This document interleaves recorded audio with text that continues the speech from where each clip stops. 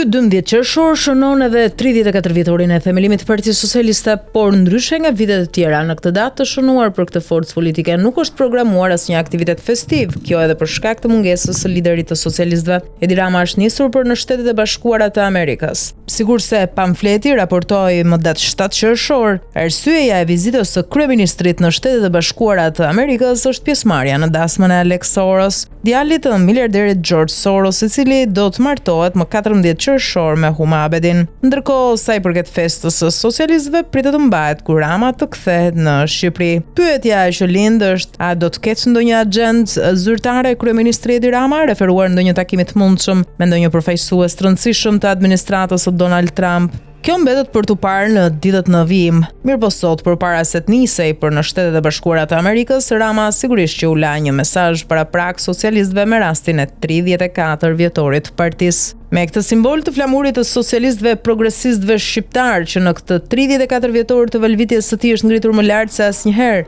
fal 856.177 zemrave të cilat u bën bashkë për Shqipërinë 2030 në BE, i uroj gëzuar ditëlindjen e Partisë Socialiste të gjithë anëtarëve të familjes sonë të madhe politike, si edhe një ditë mbar të gjithë të tjerëve pa përjashtim, shkroi Rama në rrjetet e tij sociale.